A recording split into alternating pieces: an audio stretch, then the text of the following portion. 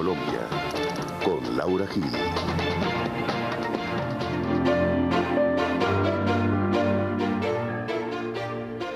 Buenas noches, soy Laura Gil y esto es Hashtag Internacional, un programa para debatir temas de Colombia en el mundo y el mundo en Colombia.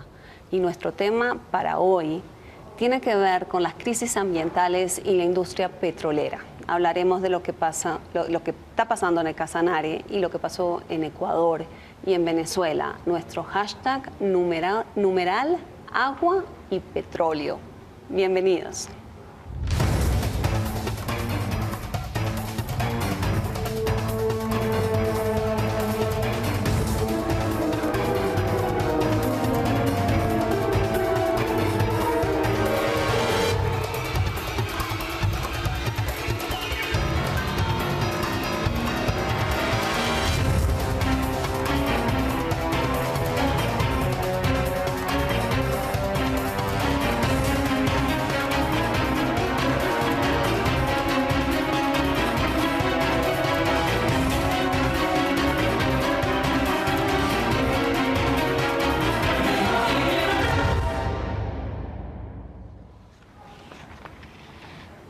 Bueno, para hablar de estos temas ambientales y de la industria petrolera, estamos aquí con un panel muy internacional. Luis Mariano Rendón, de Acción Ecológica de Chile, José Moya, de Forja Venezuela, la Federación de Organizaciones y Juntas Ambientalistas del vecino país, Carlos Alberto Vargas, doctor en geofísica, geólogo y de la Sociedad Colombiana de Geología, y Manuel Guzmán Genesi, un reconocido ambientalista, columnista del Tiempo y el director de la Red de Cambio Climático aquí en Colombia, Clima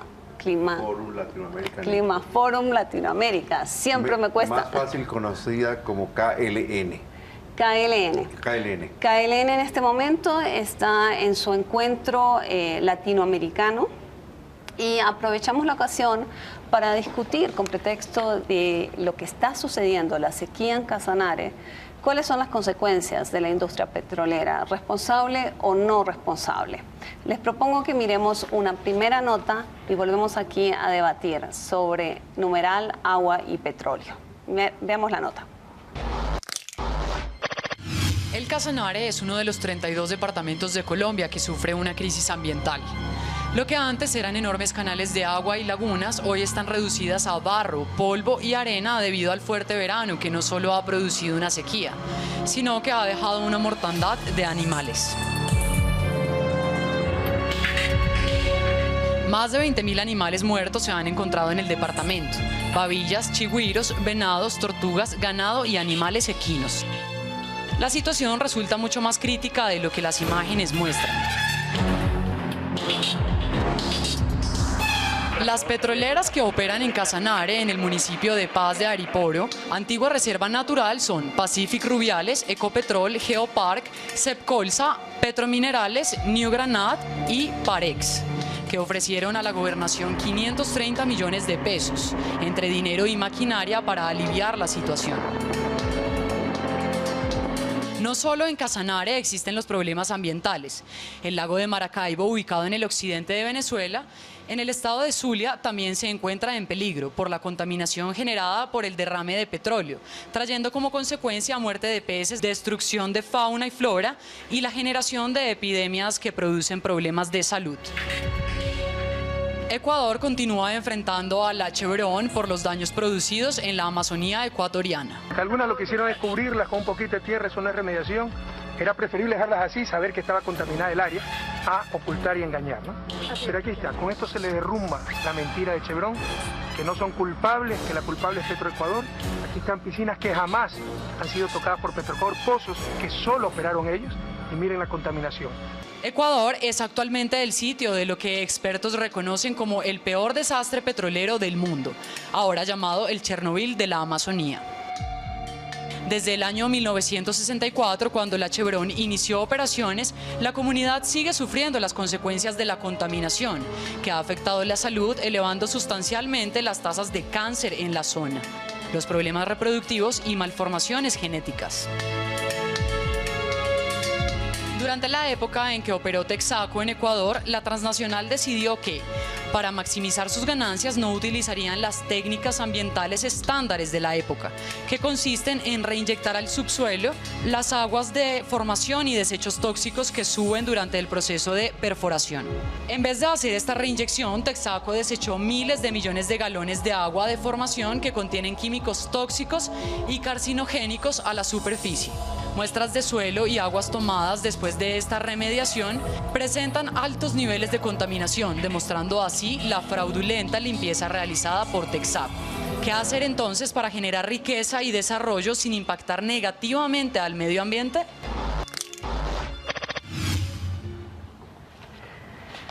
Bueno, quizás para empezar el debate, yo le pediría al doctor Vargas que nos explique un poquito cómo es el ciclo del petróleo, cómo es que se explora y se saca petróleo de la tierra. Bien, Laura, muchas gracias por la invitación y muy contento por estar aquí con un selecto grupo de personalidades que trabajan en temas ambientales.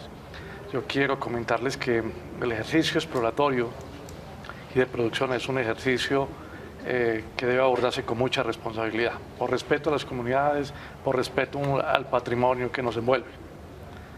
Inicio diciendo que cuando se puede y cuando no se puede, no se puede. ¿No se puede qué? Explorar o explotar, pero cuando se puede y cuando hay condiciones de respeto a la comunidad y al medio ambiente, debe viabilizarse. Es una riqueza que debemos potencializar a favor del desarrollo. Si no se puede, es cuando no se puede. No se puede cuando existen condiciones adversas, cuando hay sistemas muy sensibles, ecosistemas que puedan tornarse en problemas de no recuperación en el mediano o largo plazo.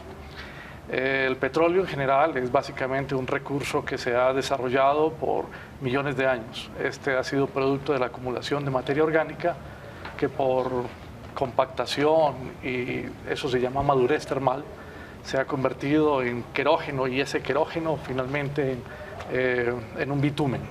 Este bitumen se encuentra desde en expresión sólida o líquida y pasando hasta gas. Se entrampa en algunos sectores muy particulares. No es fácil encontrar el petróleo. El petróleo que era evidente, era fácil de encontrar, ya se encontró en el mundo, simplemente donde están esos grandes campos gigantes, allá en Maracaibo, allá en la faja del Orinoco, en Arabia, allá ha sido muy evidente y digamos que fue de la mano su desarrollo. Aquí en Colombia tenemos muy poco petróleo. Nuestras reservas dan para unos 6, 7 años y quiero comentarte que encontrar ese poco petróleo que hay aquí en Colombia implica pues unos grandes esfuerzos, primero sociales, hay que poner a todo el mundo en consenso, si se justifica o no sacarlo. Segundo, con qué medidas debemos aproximarnos a sacarlo. Pero ahora vamos para eso. Lo que yo realmente quiero que usted explique claramente y concisamente al televidente es lo siguiente: ¿cómo se hace para sacarlo? ¿Por qué se habla del gran uso del agua de la industria petrolera? Vincúleme agua y petróleo. Muy bien. En el ejercicio mismo de la búsqueda de este petróleo hay una serie de mitos. Yo les quiero recordar que yo me desarrollo fundamentalmente mi ejercicio académico con científicos, por lo tanto necesitamos todos los datos duros para poder hablar de estos temas. Y cuando la gente tiene el primer mito, la exploración del petróleo implica grandes cantidades de agua, no. El ejercicio básicamente busca una estimulación del suelo y subsuelo para buscar una respuesta de él, y es algo parecido a lo que se utiliza los ecógrafos cuando la mamá va a ir donde el médico y quiere ver cómo es la estructura, solo la estructura del feto. Para sacar el petróleo. Para identificarlo. Listo, pero para sacarlo, ¿por qué una cifra que se escucha repetidas veces es que de 10 barriles extraídos, 9 son de agua y 1 es de petróleo. Incluso yo les podría decir que podría ser incluso más. No es exagerado este tipo de cifras. Básicamente el petróleo se encuentra asociado con gas y con agua. Estos tres elementos vienen siempre de la mano y hay que se encuentra básicamente en la parte final, es la fase más líquida, más densa también, y sobre él flota el líquido petróleo, el petróleo líquido y el gas en la parte más superior. Es algo inminente, evidente que sale asociado. ¿Cuántos barriles? Ustedes pueden imaginarse más o menos cuánto representaría la producción de agua de un campo. Supongan un campo de unos 50.000 barriles. Ustedes podrían más o menos pensar que 50.000 barriles, que es un campo relativamente interesante, podría tener una producción de agua alta. Bien, las normas ambientales en Colombia son muy exigentes sobre qué hacer con esa agua. Primero, esa agua viene salada. Cuando se formó el petróleo, esta agua fundamentalmente venía de un mar. Ese es un remanente. Esta agua entonces presenta pues unas características especiales que no la hacen potable inmediatamente. Hay que tratarla. Las compañías petroleras se obligan aquí en Colombia, en legislación ambiental colombiana, a que deben tratarla con mucho cuidado y luego depositarla en ciertos sitios también concesionados para eso. Manuel, ¿tiene algo de parecido lo que estamos viendo en el Casanare con lo que planteamos sobre la contaminación del lago Maracaibo o lo que sucedió con la Texaco Chevron en Ecuador? ¿Hay algo parecido? Bueno, la intervención del petróleo y la presencia del petróleo se parece, pero en realidad lo que nos une hoy por encima de las exploraciones de petróleo es el cambio climático. O sea, en lo que más se parece lo que ha sucedido en Casanare con procesos de sequía que se vienen dando en otras regiones, es en la presencia del fenómeno climático cobrando cada vez un mayor número de víctimas humanas y de víctimas de otras especies, mamíferos en el caso de Casanare. Pero entonces, ¿por qué, Manuel, si es un fenómeno de caso climático lo que estamos viendo en el Casanare, por qué se lo asocia con la industria petrolera? Pues se le asocia con la industria petrolera precisamente por el vínculo que hay entre el agua y el petróleo. Y estamos hablando, ese dato que usted acaba de dar de que el petróleo nos alcanza para 6 o 7 años, pues me hace a mí preguntarme qué va a pasar después, de dónde vamos a derivar los hidrocarburos y si es que estamos explorando ya con fracking, digamos no explorando legalmente porque esto no está todavía autorizado, pero si estamos haciendo intentos de shale oil, que es como llaman esto, y esto sí es altamente demandante de agua y por lo tanto altamente contaminante de los territorios a donde se hace el proceso de Yo creo exploración. que estamos usando ya términos que tocaría explicar. ¿A qué se refieren cuando hablan de fracking? ¿A qué se refieren cuando hablan de shale oil? ¿De qué estaban hablando? Sí, pero antes de eso yo creo que sería interesante poder ver el proceso del petróleo integralmente, porque aquí como que nos hemos enfocado en la fase de la extracción, pero el petróleo contamina en la extracción, contamina en el transporte y contamina en el consumo final. Entonces es necesario tener esa visión completa. Contamina en la extracción, los casos que hemos visto, lo que eventualmente los casos que pueden haber ocurrido aquí, claramente lo que ha ocurrido en el lago Maracaibo, lo que ha ocurrido en Ecuador.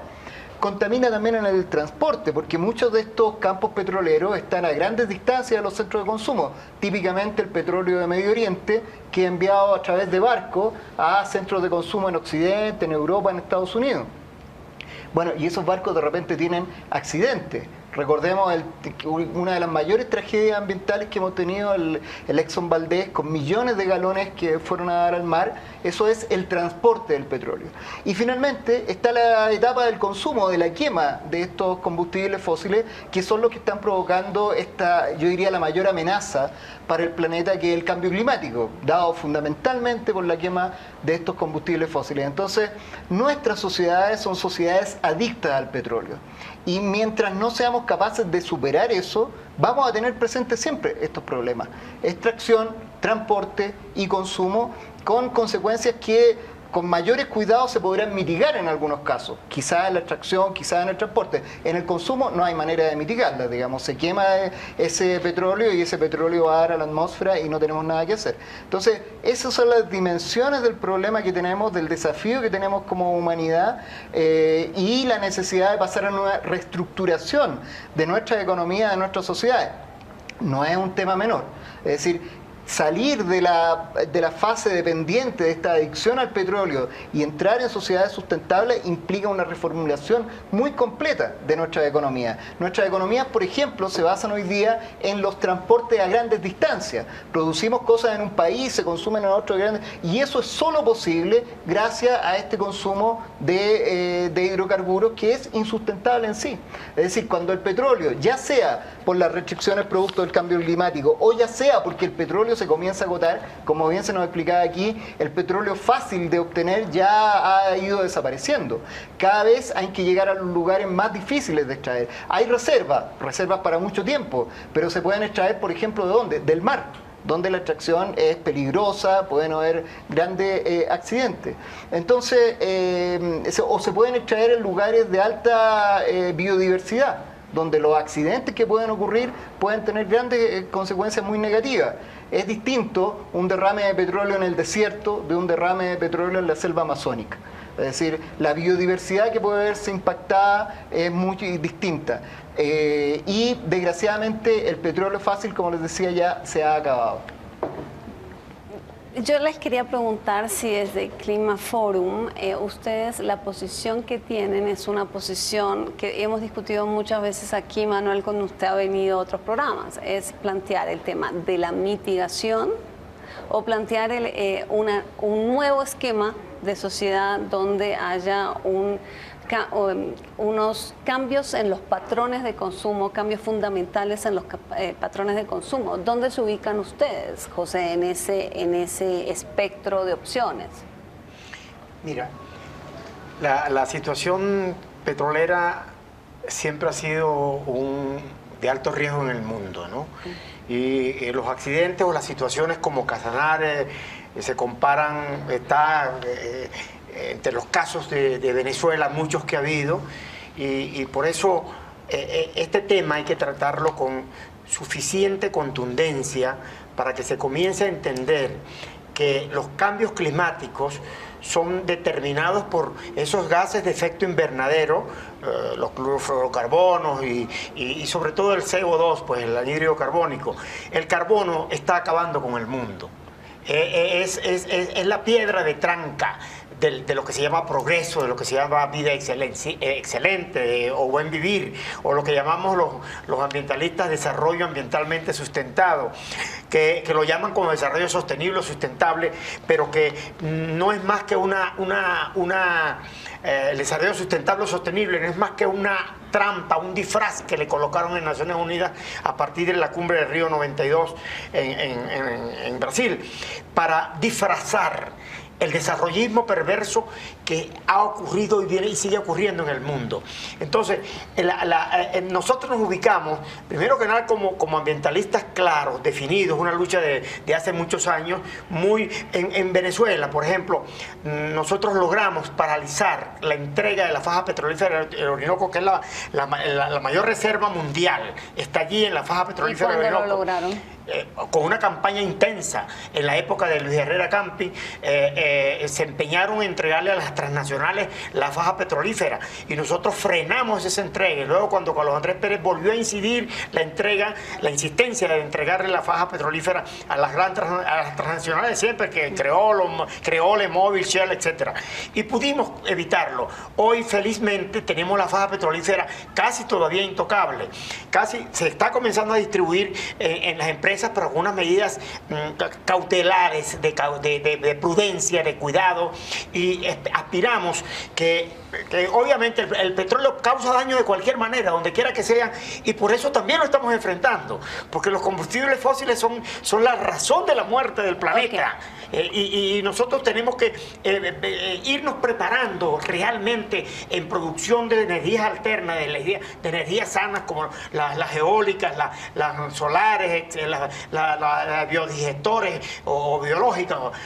Pero en fin, nosotros nos ubicamos, para responder más claramente a tu pregunta, en los que tenemos la esperanza que este mundo, que nuestra sociedad cambie y entienda, y que tengamos realmente gobernantes que sientan y vivan y conozcan, tengan capacidad ambiental, porque la vida está llena, la vida es el ambiente y el ambiente es todo. Entonces tenemos que fortalecer esa concepción en cada individuo, en cada ciudad. La pregunta que les haría, que creo que es una pregunta que debe estar en la mente de una mayoría que nos están viendo, es: Ecuador, Venezuela, Colombia son países productores, sí, y buena parte de su riqueza deriva de la exportación del petróleo. Sí. De hecho, hoy en día, básicamente, el petróleo no es solamente un producto de exportación. Me decía hoy un ejecutivo de la industria, me dice, eso es una variable macroeconómica para Colombia, porque está la dependencia de que el sube y baje del precio del petróleo afecta a Colombia, afecta el futuro económico de Colombia. Entonces mi pregunta sería, ¿qué hace uno entonces? Tiene la riqueza y no la explota. ¿Cómo hacerlo? ¿Cuál es el planteamiento entonces? ¿Dónde producimos riqueza? ¿Cómo producimos riqueza? Pero es que está bien, uno entiende que el petróleo es el que mueve el mundo, sin duda alguna, eso es la verdad, y eso no puede desconocer nadie. Pero el petróleo tiene que ser en esta época del mundo, que es culpable, causante de los grandes males de la tierra, tiene que ser explotado, transportado, refinado y consumido de la mejor manera. Por ejemplo, en Venezuela, prácticamente el combustible se regala, importa menos de $1, mientras que aquí en Colombia creo que vale casi un poco más de $1, es decir, 10 veces más, o a veces dependiendo del precio del dólar como se coloque. Es una situación criminal. Entonces Venezuela, sin duda alguna, es uno de los países responsables de la crisis climática. Por eso que tú sabes todos los daños. El lago de Maracaibo, que tú mostraste con Casanare, es la gran bolsa de agua dulce de América Latina, y le caen portentosos ríos.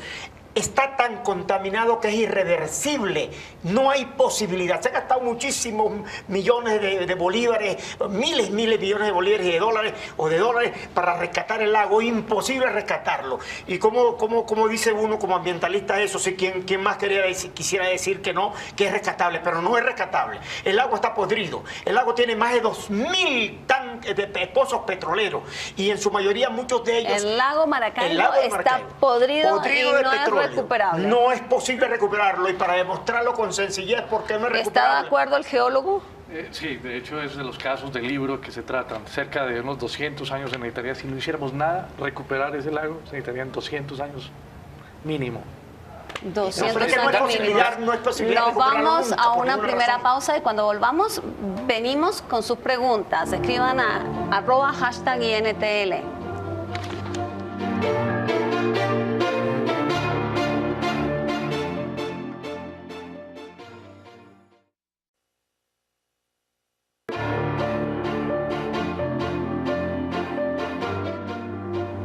Seguimos en Hashtag Internacional hablando de numeral agua y petróleo, y una de las preguntas que llegó en relación con Casanare es de Fernando, que quiere saber si los monocultivos de palma también podrían ser responsables de lo que está sucediendo. Mira, Laura, creo que tienes en tus manos un comunicado de la Sociedad Colombiana de Geología el cual entregamos el día de hoy a toda la comunidad. Ahí hemos participado 5 expertos, básicamente en meteorología, en hidrogeología, en geofísica, en geología y en temas ambientales. Nuestro diagnóstico fundamental es todo este impacto es un asocio de variables, es una confluencia. La principal en este momento es climática. Creemos que en este momento estamos en las primeras etapas de un niño. El niño es las primeras coletazos de la onda. El segundo tema es un manejo un poco complicado de esta región. Los monocultivos, por supuesto, tiene que ver la deforestación que se está haciendo para la ganadería intensiva. Hay muchos factores, pero estos factores no pesan tanto como el clima. El clima es el principal. Esto que creemos que es el primer coletazo del fenómeno del Niño es de tal dimensión, es tan importante que el monocultivo o la ganadería o el petróleo o la minería se reducen a un porcentaje menos del 1%. Bueno, le voy a pedir a los productores del programa si nos publican en nuestra cuenta de Twitter el comunicado de prensa que publicó hoy la Sociedad Colombiana de Geología, que dice básicamente lo que acaba de plantear aquí el doctor Vargas. Una de las preguntas que también llegó aquí por Twitter es si la minería es más dañina en términos de agua, de daño a las fuentes de agua, que el petróleo.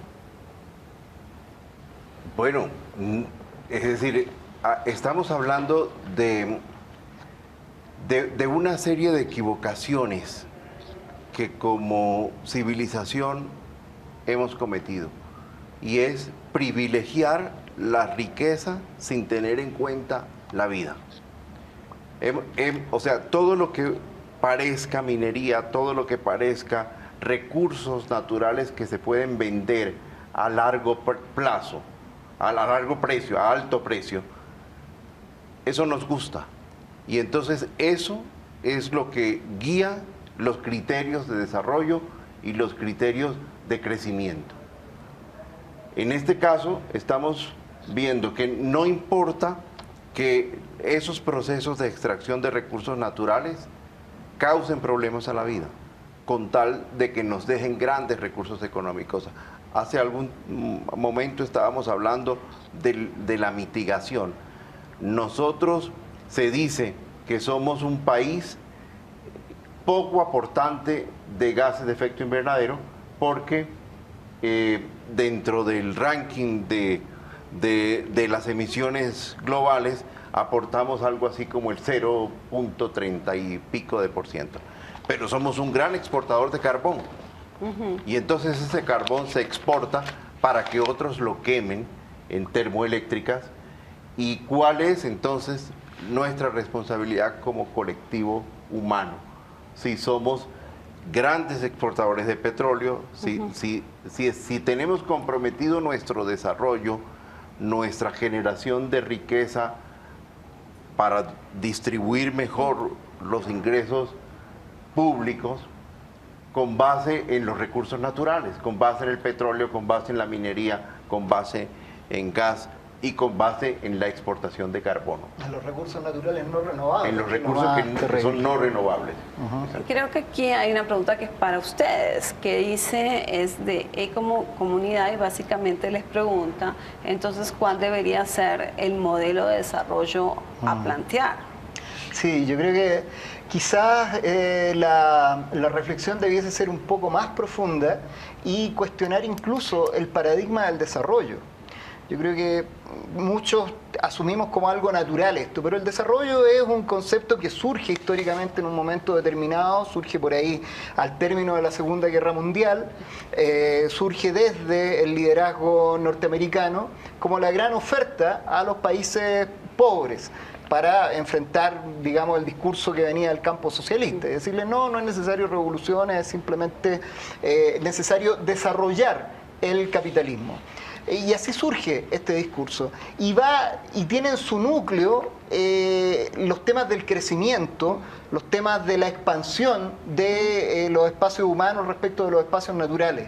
Y resulta que yo diría que el concepto fundamental que aporta el ecologismo a la discusión internacional es el concepto de los límites del crecimiento, de entender de que el planeta tiene límites ecosistémicos y que nosotros no podemos traspasar esos límites si es que no queremos que se empiecen a producir consecuencias tremendamente negativas, no solamente para otras especies, porque claro, se caricaturiza el discurso ecologista diciendo están preocupados de los pajaritos, están preocupados de los arbolitos, digamos. No, es que resulta que todos esos daños que le causamos a la naturaleza finalmente revierten en contra de las propias comunidades humanas. Y somos los seres humanos seguramente los que vamos a terminar más afectados. Por lo tanto, de lo que se trata es de cambiar los paradigmas. Por eso que comienzan nuevas búsquedas. Precisamente en nuestra reunión decíamos tenemos que buscar nuevas palabras que nos inspiren para construir un mundo mejor. En vez de hablar del desarrollo, hablar del bienestar, porque lo que nos interesa no es el crecimiento de la cantidad de cosas que se consumen, lo que nos interesa es el bienestar de las personas.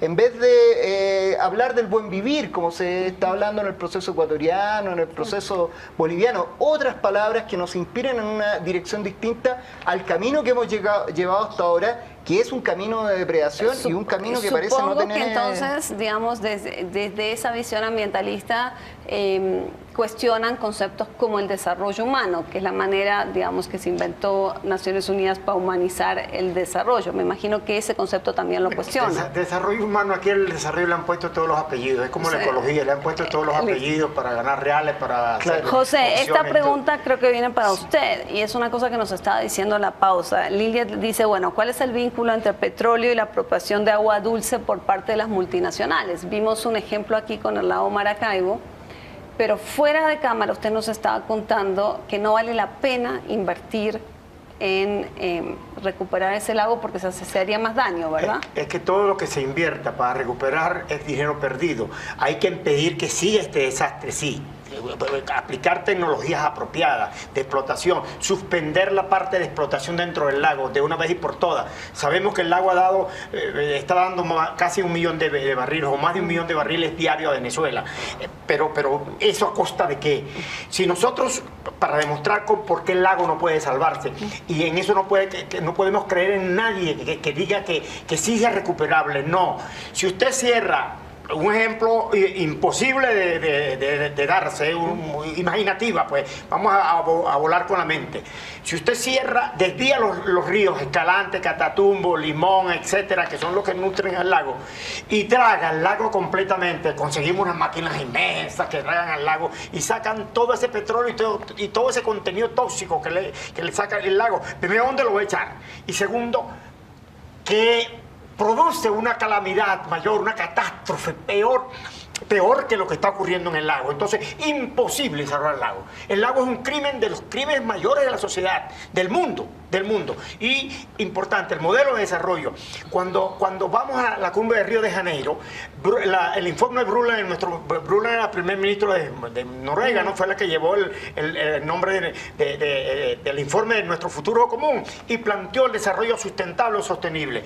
El movimiento ambientalista en esa cumbre hizo un trabajo intenso por demostrar que esa es una frase vaga, impropia, porque al desarrollo se lo atribuyen todo, además del crecimiento le atribuyen todo.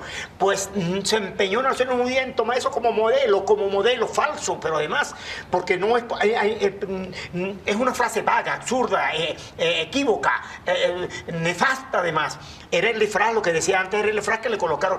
¿Por qué el modelo de desarrollo tiene que ser basado en el ambiente? Porque el ambiente es la vida, el ambiente es todo, el ambiente no es solamente la naturaleza, eres tú, yo, los de las cámaras, todo en la vida es ambiente. Entonces, todo tiene que estar sustentado en el ambiente, no sostenible ni sustentable, sustentado, fuerza en el ambiente. Y eso es lo que va a arrojar el buen vivir o la mejor condición de vida. Pues, José, una pregunta. En el caso del lago Maracaibo, ¿ha habido demandas contra multinacionales? Sí, pero pasa como en Maracaibo, que como nosotros logramos nacionalizar el petróleo hace casi 30 años, logramos nacionalizar el petróleo, perdimos la oportunidad de las demandas y perdonamos. Ok, porque aquí hay una pregunta de Sergio Falla que quiere saber si existe la posibilidad de ganar en tribunales internacionales. A Sergio Facha le vamos a contestar con una nota, una entrevista que nos dio en exclusiva el canciller Patiño cuando vino a Ecuador. Miremos la nota. Las comunidades ecuatorianas de la Amazonía, aproximadamente representando a 30.000 ciudadanos, hicieron una demanda contra Texaco. Después Texaco fue comprada por Chevron, por eso ahora decimos Chevron Texaco. Y esta demanda, Texaco evitó que la hicieron en Estados Unidos, las comunidades amazónicas, pero Texaco dijo, no tiene por qué ser en Estados Unidos, tiene que ser en el Ecuador. Si dicen que la contaminación fue en el Ecuador, bueno, creían que en el Ecuador iban a poder arreglar con los jueces. No lo pudieron hacer y finalmente fueron condenados. En primera instancia, en segunda instancia y en la última instancia, hace pocas semanas, la Corte Nacional de Justicia ratificó la sentencia, digamos, responsabilizando a Texaco, ahora Chevron Texaco, por el daño ambiental gigantesco, en 2 millones de hectáreas, el mayor daño ambiental de la historia de la humanidad. Y en segundo lugar, ratificando la indemnización de aproximadamente 9.000 millones de dólares. Lo que no ha confirmado es una duplicación de la indemnización que el juez había puesto inicialmente, porque si no pedía excusas. Bueno, eso es, según la Corte, esa normativa no está expresamente establecida en la legislación ecuatoriana, por tanto, la indemnización final no serían 19.000 millones, sino solamente 9.000 millones. Eso está totalmente reconfirmado.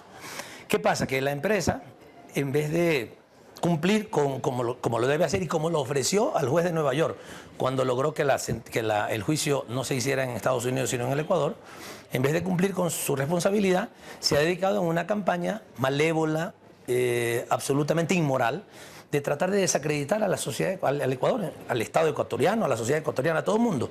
Entonces ha hecho un juicio contra los pájaros contra las escopetas, un juicio contra los pobladores que los acusan, acusando a los pobladores de que se han asociado para chantajearla. Imagínese usted que tienen una asociación criminal a través de una ley en Estados Unidos que se llama Ley Rico. Quieren acusar a los abogados de los pobladores y a los pobladores de asociarse contra ella, pobrecita. Ella no hizo nada, todo dejó perfecto en nuestro país, imagínense. Y no contenta con eso, ha hecho una demanda ante tribunales internacionales contra el Estado ecuatoriano, demandando ante la Corte Permanente de Arbitraje Internacional de La Haya, que si es que le tocara pagarle algo a las comunidades, el Estado ecuatoriano le devuelva la plata a ellos. O sea, que nosotros paguemos su contaminación. Es realmente una barbaridad.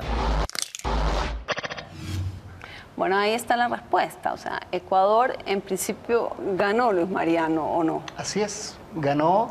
No en principio, en la sentencia definitiva ratificada por la Corte Nacional del Ecuador, ganó, como explicaba el canciller, la sentencia es de 9.000 millones de dólares, y ahora el tema que está en discusión es cómo logra cobrar el Ecuador ese dinero, porque al parecer la empresa no va a pagar de buena manera y por lo tanto tiene que comenzarse un juicio ejecutivo embargando bienes en otros países donde Chevron tenga recursos suficientes como para pagar esa sentencia que, como bien explicaba también el canciller, fue obtenida en los tribunales ecuatorianos precisamente a petición de la empresa, que no quiso someterse a los tribunales norteamericanos, pensó que en Ecuador iba a tener mejores condiciones, en Ecuador fue condenada y ahora tampoco quiere pagar.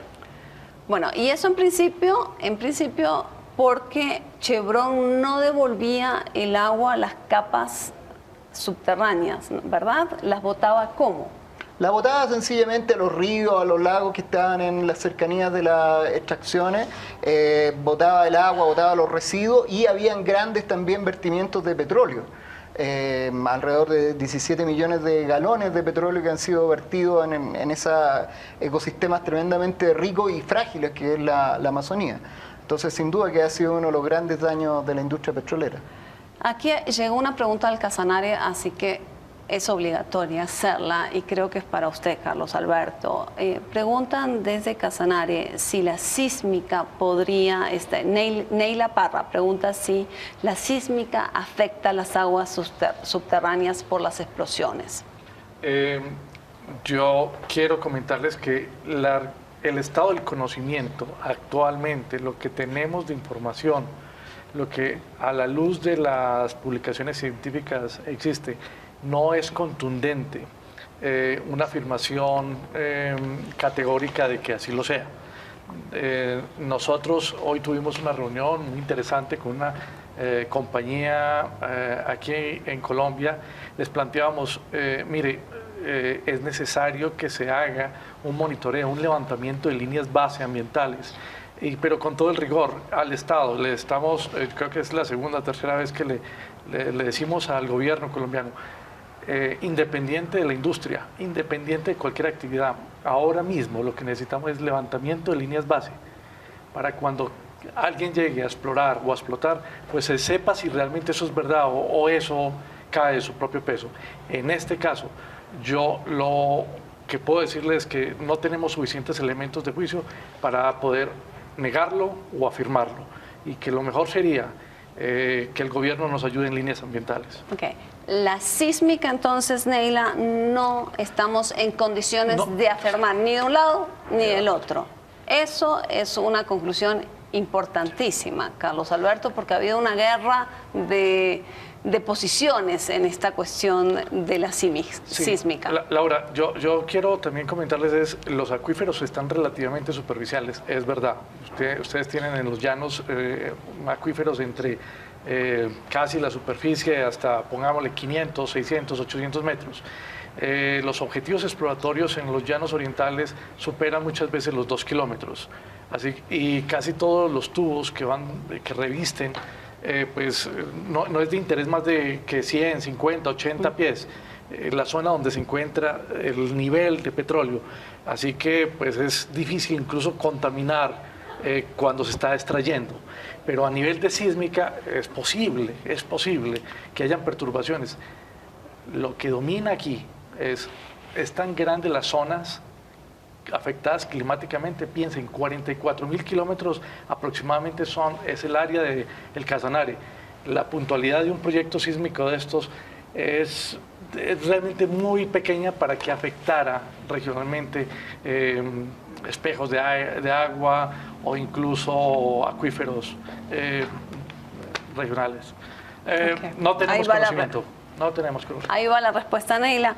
Aquí llega una respuesta que creo que es para ustedes tres. Una pregunta para ustedes tres. Camilo Bermúdez quiere saber si es posible sostener el crecimiento poblacional sin una economía expansiva. Yo creo que no. Yo creo que hay 3 elementos que determinan el impacto de los seres humanos sobre nuestro planeta. Uno es los niveles de consumo, otro es la tecnología que utilicemos y otro es la cantidad de seres humanos que somos sobre el planeta. Ya somos 7.000 millones de habitantes, ya hace varios años que atravesamos esa barrera de los 7.000 millones.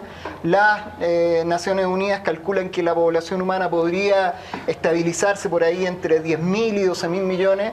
Imaginémonos un mundo con 12.000 millones, casi el doble de lo que hoy día tenemos. El estrés ambiental que significaría eso sobre el planeta. Es decir, claramente hay que tener tecnologías amigables con el medio ambiente, pero eso no va a solucionar el problema si no somos capaces al mismo tiempo de controlar los niveles de consumo, de consumismo de muchos de los países centrales, pero también de algunas partes de nuestra sociedad, y controlar también la explosión demográfica en el mundo. Son las únicas maneras, aunque suene un poco fuerte decirlo, pero cada vez que una otra especie se expande sobre su ecosistema y comienza a destruirlo, a depredarlo, nosotros le ponemos inmediatamente plaga, ¿no es cierto? Y hay plagas de conejos, plagas de gorriones, plagas de langosta, plagas de cualquier cosa. Pero objetivamente, hoy día los seres humanos nos estamos convirtiendo en una plaga para el planeta. Si nosotros pudiéramos entrevistar al oso panda, ese que se le está acabando la selva de bambú, o al oso polar, ese que está en un pequeño espacio de hielo porque se están derritiendo, y le preguntaran a esa especie, si pudiera entrevistarlo, quizás Laura, cuál es la plaga que ellos consideran más peligrosa para el planeta, yo creo que sin duda dirían que somos los seres humanos. Entonces, con nuestra sabiduría debiésemos ser capaces de, con toda esta inteligencia que tenemos, ser capaces de autocontrolarnos en esta expansión ilimitada que está socavando la vida de todos los seres y también la nuestra. Ese es un problema mucho más grave de lo que uno puede decir en palabras. En la Tierra se puede hacer de todo, pero hay que saberlo hacer. Todo proyecto en la vida que se planifique o que se ejecute, tiene que cumplir con una normativa elemental, tiene que tener un estudio de impacto ambiental, así lo reza la Constitución de Colombia, así lo reza la Constitución de la República Bolivariana de Venezuela, así lo rezan las constituciones y las leyes ordinarias de ambiente y las ordenanzas. Sin un estudio de impacto ambiental severo, cuidadoso, que analice, que defina cuáles son los problemas que puede ocurrir ese puente sobre el río o sobre el lago, o tal o cual obra, o tal o cual inventología, o tal o cual tecnología, de esas baratas que hemos tenido, chatarras, que es lo que tenemos en el mundo, no solamente en América Latina, chatarras para procesar aguas residuales, para no depurar aguas residuales, para generar mayores males en los suelos, que cuando tú riegas con un agua residual, ¿qué está pasando? Tú estás transmitiéndolo al suelo, y mucho más si es productivo desde el punto de vista agrícola, todos los elementos químicos. ¿Cómo haces tú para cultivar un alimento, una naranja, una patilla, cualquier fruta o cualquier verdura o cualquier producto que no esté contaminado de esos tóxicos? Entonces, lo que es como escupir para arriba. Aquí se trata, además de la salvación del planeta, está en la ciudadanía. No hay otra salvación, está en la gente, está en un verdadero sentido de educación ambiental que tiene que llevarse desde escuelas a la comunidad, a la universidad, a la ciudadanía, a las instituciones, a los empresarios, para que entendamos que nosotros no podemos darnos el lujo de seguir destruyendo el planeta, que no es en Colombia, que no es en Venezuela, es en el mundo. Por eso estamos aquí en esta cumbre, esta minicumbre de cambios climáticos en Colombia, que va a definir los pasos que va a dar América Latina como Amazonia, no como Amazonía, Amazonia, porque el río se llama Amazonas, ¿verdad? No se llama Amazonas, por decir un ejemplo. Lo vamos a llevar a la cumbre. Llevamos 19 cumbres perdidas desde el 92 al protocolo de Kioto y a la cumbre de Varsovia el año pasado. 19 cumbres perdidas de puro teoricismo, de pura inventología barata, y no terminamos de descubrir, no, que sabemos si el planeta se está cayendo a pedazos. ¿Cómo es que nosotros vamos a reaccionar? Con la ciudadanía solamente es la alternativa. Por eso venimos a Bogotá a esta cumbre. José, lo debo interrumpir para irnos a una segunda pausa, pero antes de irnos les pregunto a todos ustedes que me contesten, y les pido que me contesten con el numeral agua y petróleo, si es posible aquí en Colombia un pacto social con la industria petrolera. Ya volvemos.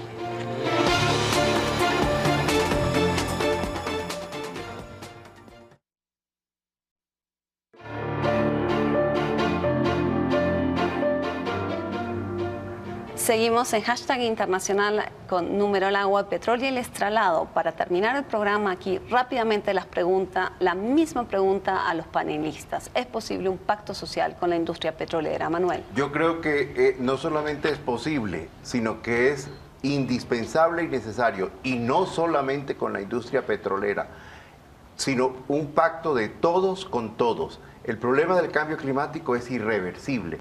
Esto no tiene solución. Podemos adaptarnos, podemos soñar y comenzar a construir en el largo plazo una nueva sociedad. Luis Mariano, ¿es posible el pacto? Yo creo que es posible, pero sobre todo hay que pensarlo como una posibilidad dentro de un periodo de transición hacia una época post-combustibles fósiles. Y que es mejor que la comencemos a trabajar desde ya y no nos veamos obligados a rápidamente tener que enfrentar eso cuando los desastres sean mayores. Doctor Carlos Alberto. Yo creo que es muy posible, necesitamos unos grandes garantes de sociedad, necesitamos tecnicismo, ciencia que respalden ese tipo de iniciativas. Ojalá se puedan. Los gobiernos tienen que apoyar. Estas no son agendas políticas para aprovechar. Lo ambiental se está mal usando a veces. De hecho, Daniel Bustos aquí dice que aquí la responsabilidad ambiental está en la política y no en la tecnología usada por las petroleras. José. En la política no, en los politiqueros. Y repito, la salvación es la ciudadanía. Tú que nos estás escuchando y viendo, tú, niño, joven, ama de casa, ingeniero, profesional en el nivel que sea, si tú no ayudas, si tú no sientes el ambiente como tuyo, no podremos nunca salvar el planeta. Esto es una cosa macro, mundial. Entonces tú tienes que ayudarnos, tú tienes que sumarte a esta causa. Estamos en la cumbre de cambios climáticos de CANLA, de la Red Mundial de Cambios Climáticos en Bogotá, y vamos en diciembre para la cumbre mundial número 20 de Naciones Unidas. Y allí nosotros te invitamos a que nos ayudes en esta primicia que te vamos a dar, Laura, y a ti. El día 26 de julio, a las 9 de la mañana y a las 7 de la noche, debemos apagar las luces de nuestras casas. Debemos salir con los carros y prender las luces de los carros. Debemos gritar por la tierra, pitar por la tierra, porque la única salvación que tenemos, que nos escuchan los burócratas de Naciones Unidas, los falsos negociadores, es que entiendan que el pueblo está pidiendo clamor. Entonces tú eres importante, tú eres necesario, tú eres fundamental. Así que súmate a esta causa ambientalista contra los cambios climáticos. Bueno, aquí los invitamos el 26 de julio a movilizarse por la tierra junto con la gente de Clima Forum. El 26 de los julio. invitamos, 26 de julio. Los invitamos también a ver la nueva iniciativa de Canal Capital, los blogs de la franja de análisis de Canal Capital.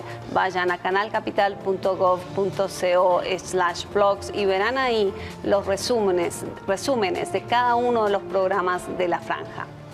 Nosotros nos reencontramos el próximo jueves en Hashtag Internacional. Los seguimos invitando a ver la franja de análisis de Canal Capital todos los días a las 9 de la noche y seguimos haciendo TV más humana para ustedes. Muy buenas noches.